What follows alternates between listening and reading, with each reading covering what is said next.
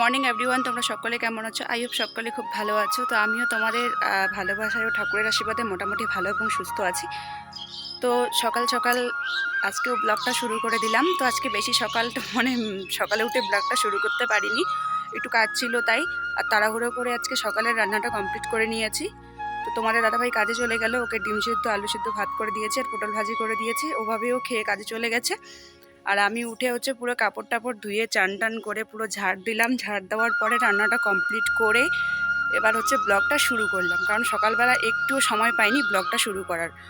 তো বেশি বকবক করবো না, সব কিছু তোমাদের সাথে শেয়ার করবো প্রত্যেক দিনের মতন। তো ভিডিওটা দেখতে থাকো, চলো। তো সকাল সকাল কিন্তু আমি চান করে কাপড় টাপড় সব কিছু শুকোতেও দিয়েছিলাম। আর এদিকে কিন্তু আমার হয়তো মাটির ঠাকুর, তাহলে ঠাকুর মুছে নেওয়াও আমার কমপ্লিট হয়ে গেছে। আর সঙ্গে কিন্তু রোজ দিন একই কাজ থাকে, এই বারান্দাটাও ধুয়ে নিয়েছি। তো চান করে শ্যাম্পু সাবান কিচ্ছু ঘরে ঢোকানো হয়নি। তো চলো ঘরের অবস্থাটা তোমাদের একবার দেখিয়ে দিই। আর আজকে যেহেতু শুধু আমি বারান্দাটা ধুয়েছিলাম, কিন্তু ঘর আজকে আর জল দিয়ে ধোয়া হয়নি। তো ভাবছিলাম যে বিকালবেলা যদি একটু সময় পাই তাহলে ধুয়ে নেব। আর তোমাদের তো ভিডিও শুরুতেই বললাম যে আমি সকালবেলা শুধু সেদ্ধ ভাত রান্না করেছি আর পটল ভাজি করেছি। আর আমি একটা জিনিস অনেক দিন পর খাচ্ছি, তবুও মনে হয় বছর খানেক পর খাচ্ছি, সেটা হচ্ছে ঢেঁকি শাক। তোমাদের কার কার খেতে ভালো লাগে অবশ্যই কিন্তু কমেন্ট করে জানাবে, ঠিক আছে? আমার তো ভালোই লাগে। তো এগুলো কালকে আমার ভাই এসেছে, বাড়ি থেকে ভাই নিয়ে এসেছে। আর আমি সবজি টবজি সব কিছু শাক সবজি কেটে ধুয়ে টুয়ে গরু নড়াতে গেছিলাম। গরু নড়ায় এসে দেখি যে আমার সুটকেসের যে পর্দাটা, ওটার ভিতরে কিছু পিঁপড়ে জমা হয়েছে। তাই পুরো সুটকেস ড্রেসিং যা আছে সব কিছু ফুলদানি টুলদানি একদম বিছানার উপরে রেখে পুরোটা ধুয়ে ঝাড় দিলাম। ঝাড় দিয়ে কাপড় এবং জল দিয়ে মুছে নিয়েছি। নেওয়ার পরে আবার যে যেখানে ছিল সেখানকে সাজিয়ে সুন্দরভাবে রেখে দিলাম। তো এই হচ্ছে আমার ছোট্ট রাজপ্রসাদের কিছু কিছু জিনিস আমি তোমাদের সঙ্গে শেয়ার করছি। তোমাদের কেমন লাগে অবশ্যই কমেন্ট করে জানাবে। আর বেলা দিকে অনেকটা হয়ে গেছে, তো ভাই বলল যে গলা রুটি বানাতে, তাই গলা রুটি দুটো বানাচ্ছি। আর এখানে কিন্তু আমি চিনি দিয়ে নিয়েছি, চিনি হালকা একটু লবণ সামান্য দিয়ে গলা রুটিটা বানিয়ে নেব। তো এটা খাবো দুই ভাই বোন মিলে। তারপরে দুপুরে রান্নাটা করব। আর যেহেতু আজকে সকালে রান্না হয়ে গেছে, খাওয়া দাওয়াও হয়ে গেছে সকালের, তাই অতটা চাপ নিয়ে আস্তে আস্তে রান্না করবো। আর তোমাদের দাদাভাই তো কোন সময় বাড়ি আসে তোমরা সবাই জানো, একদম 2টো 3টে, কোনদিন 4টা 4:30টাও বাজে। তো ফাইনালি আমি আর মাঝপথে তোমাদেরকে কোনো কিছু দেখাইনি, কারণ আমার ভাই একটু কাজ করছিল আমার ফোনে, তাই। আর এদিকে ভাত আর আমার ঢেঁকি শাকটা, আর সঙ্গে ডিম আলু একটু ঝোল করেছি। তো আজকে দুপুরে এটাই লাঞ্চ, দেখি কি হয়। আর এদিকে একটু বৃষ্টিও পড়ছিল, তাই সব কাপড় টাপড় এনে বিছানার উপরে রেখে দিয়েছিলাম। আর ভাজ টাজ করে রাখার পর তোমাদের সঙ্গে ঘরের শুধু একটা সাইড একটু তোমাদের সঙ্গে শেয়ার করলাম। তো বন্ধুরা, এখন কিন্তু 2টো বাজে, বেলা 2টো বেজে গেছে, 2টো পার হয়ে গেছে অ্যাকচুয়ালি। আর তোমাদের দাদাভাই এসে চান করেছে, করে কিন্তু ওর যে কাপড়গুলো বাগানের যে ঝোলাগুলো সেগুলো কিন্তু শুকাতে দিয়েছে, কারণ ভিজে গেছে। আর যেহেতু বৃষ্টি পড়ছে কন্টিনিউ, আর চাপাতার গাছে তো বৃষ্টিগুলো জল থেকেই থাকে, তাই না? তো এদিকে আমরা খাওয়া দাওয়া করে সব বাসনপত্র বের করে রেখেছি, ওগুলোকে পরিষ্কার করে নিলাম। আর একটু এদিকে দেখলাম যে সব কিছু ঠিক আছে কিনা। তো দেখছি কয়েকটা গাছ একটু নষ্ট হয়ে গেছে, তো এটাই তোমাদের সঙ্গে একটু শেয়ার করলাম। আর একটা মানুষ বাড়িতে কোন দিকটা বা কোন দিকে নজরটা দেবো বলো, একদিকে গেলে আরেক দিকে নষ্ট হয়ে যায়।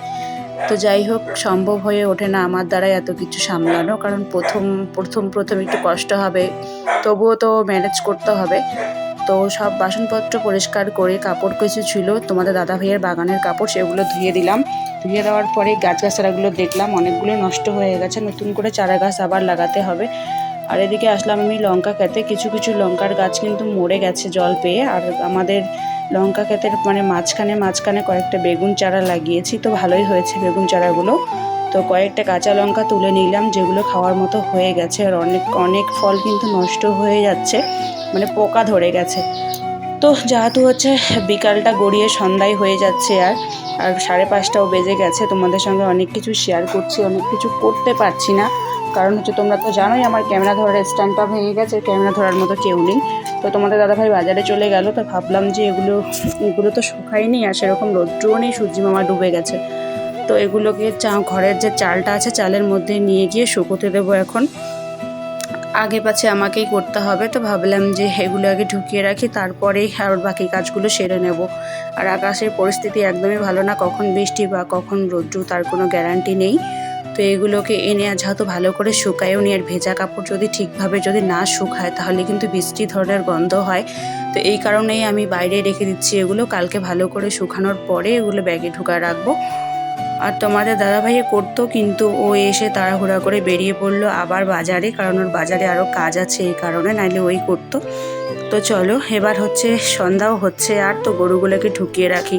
আর গরু যেহেতু আমরা নিজের বাড়িতে রাখি না, ওই বাড়িতে রাখি, তো এই কারণে একটু অসুবিধাটা ভালোই হয়। তো এই যে দেখছো ঘেরা জমিটা, এটা কিন্তু অনেকটা জমি, জানি না এখানে কতটা জমি আছে, কিন্তু অনেকটা ঘেরা এরিয়া দেখতে পাচ্ছ, চারিদিকটা ঘেরাটা বোঝা যাচ্ছে কিনা জানি না। তো এই ঘেরাটার মধ্যেই আমার শুধু দুটো গরুকে আমি রেখেছি, আর গরু দুটাকে ওই বাড়িতে ওই যে পিছনে যে দেখতে পাচ্ছ বাড়িতে রেখে এবার ঘরে ঢুকিয়ে এলাম। আর ঘরে ঢুকিয়ে এসে এখন সন্ধ্যাবাতিও দেওয়া প্রায় কমপ্লিট হয়ে গেছে, 6টা 18 বেজে গেছে। তো এদিকে ভাবলাম যে রাতে সিদ্ধ ভাত বানাবো, তো তার আগে একটু চা করে নিলাম আর কি। 2-3 দিন থেকে আমার চা খাওয়া হচ্ছে না, আর ভাইও চা পছন্দ করে না, একদমই ও খেতে চায় না। তো শুধু আমি চা করে নিয়েছি আর 2টো বিস্কিট নিয়েছি। তো চা খাওয়ার পরে আমি কিন্তু ওইদিকে ভাতটাও বসিয়ে দিয়েছি, আর আমার ভাতটা অনেকটা হয়েও এসেছে। তো চলো কথা হচ্ছে তোমাদের সাথে। তো রাতে আর সেরকম কিছু রান্না করা হয়নি, তখনকার একটু ঢেঁকি শাক ছিল, আর হচ্ছে ডাল সিদ্ধ আলু সিদ্ধ দিয়েছি, আর সকালে যেহেতু ডিম সিদ্ধ করেছি এর জন্য আর এখন নতুন করে আর করলাম না। তো আর নতুন করে তোমাদের সঙ্গে কি শেয়ার করব, বেশি কিছু আর শেয়ার করছি না, কারণ হচ্ছে শরীর স্বাস্থ্য একদম ভালো লাগছে না, এই ঠান্ডা এই গরম, আর মাঝে মধ্যে আকাশটার এই পরিস্থিতি, এই বৃষ্টি আসে, এই আবার মনে করো এত রৌদ্র হয়, এই জন্য শরীরটাও খারাপ।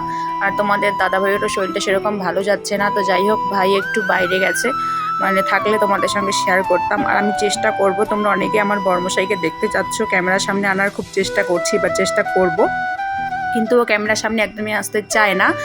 আর তোমরা আমার পলি রয়ে 210 যে ইনস্টাগ্রাম আইডিটা এবং হচ্ছে পলি রয় যে পেজটা আছে, তোমরা অবশ্যই সেখানে একটু ভিজিট করে নিও। সেখানে বিভিন্ন ধরনের ভিডিও আসে এবং শর্ট ভিডিও, মানে অনেক ধরনের ভিডিও পাবে তোমরা।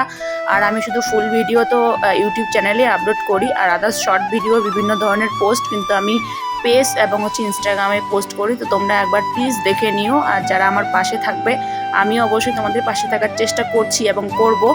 তো চলো বেশি ভিডিওটা আর বড় করছি না, আজকের মতো ভিডিওটা এ পর্যন্তই। ভিডিওটা তোমাদের কেমন লাগলো অবশ্যই কিন্তু কমেন্ট করে জানাবে, আর যদি আমার ভিডিও তোমাদের ভালো লাগে তাইলে কিন্তু প্লিজ চ্যানেলটাকে সাবস্ক্রাইব করে দেবে।